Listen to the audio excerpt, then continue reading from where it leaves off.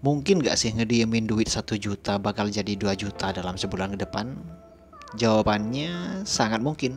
Dengan cara apa? Investasi. Kalau aku punya duit sisa gaji atau duit nganggur, terus disuruh milih nabung di bank atau investasi, ya aku jelas milih investasi lah. Kenapa? Karena aku pengen duitku ngasilin duit lagi, sob. Gak diem doang kayak ditabung di bank.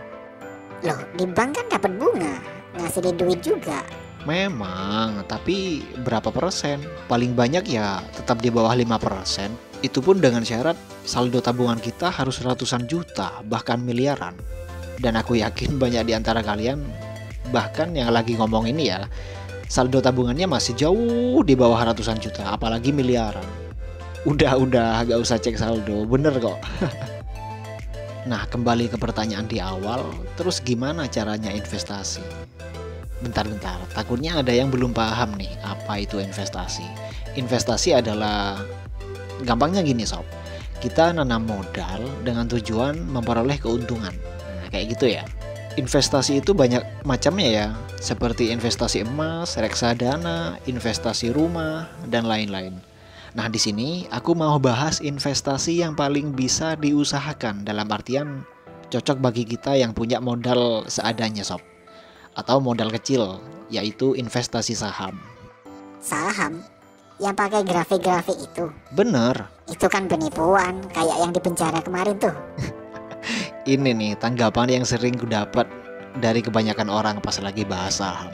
Dikiranya saham itu kayak aplikasi Bihomo yang sempat viral kemarin. Miris juga sih, gara-gara aplikasi itu banyak orang yang akhirnya jadi malas belajar saham atau gak mau tahu tentang saham.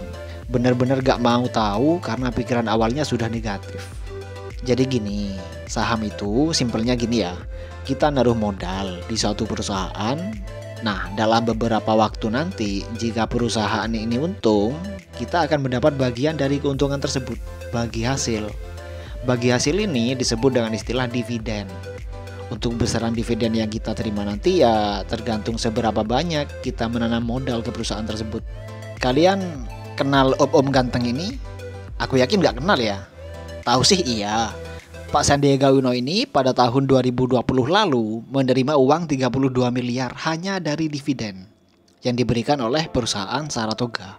Selain dari bagi hasil atau dividen, ada juga yang namanya capital gain, yaitu selisih antara harga beli dengan harga jual. Jadi saham tuh anggaplah kayak barang sehari-hari yang bisa diperjualbelikan.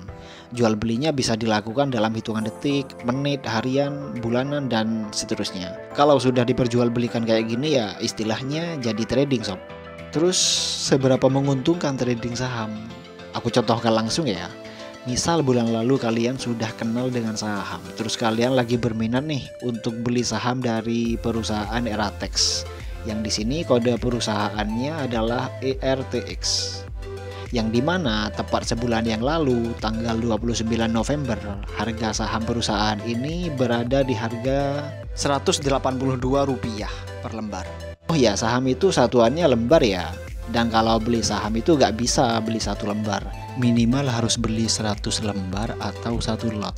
Misal kalian waktu itu punya sisa gaji atau duit nganggur sekitar kurang lebih 1 juta, dan kalian beli saham ini sebanyak 50 lot atau 5.000 lembar, dikali harga waktu itu Rp182, akan ketemu total pembelian sebesar Rp910.000. Nah, karena baru belajar saham terus sibuk kerja, kalian diemin tuh saham. Singkat cerita, sebulan setelah kalian beli saham tadi, kalian iseng ngecek perkembangan saham Eratex tadi. Yang mana per hari ini, tanggal 29 Desember, bertepatan juga dengan dibuatnya video ini ya. Saham Eratex sudah berada di harga Rp454 per lembar. Saham kalian dalam sebulan sudah naik Rp272. Jika kalian jual saham kalian sekarang 5.000 lembar kali Rp454, totalnya Rp2.270.000. Dulu kalian beli 5.000 lembar di harga Rp182, totalnya Rp910.000. Dan inilah capital gain atau profit kalian jika kalian jual saham kalian sekarang ya. Keputusan jual atau tidak sepenuhnya terserah kalian. Ini kalau kita ngomongin keuntungan investasi atau trading saham ya. Terus gimana dengan risikonya? Yang namanya jual beli atau trading pasti ada untung ruginya. Satu hal yang perlu kalian ingat, jika kalian beli suatu saham, saham yang kalian beli itu tidak akan pernah hilang selama perusahaannya masih terdaftar di bursa saham. Dan misal harga saham yang kalian beli terus turun, kalian tidak akan pernah rugi selama tidak menjualnya. Logika simpelnya gini sob, kalian gak mungkin kan jual lebih murah barang kalian, sedangkan kalian pengen laba dari penjualan tersebut.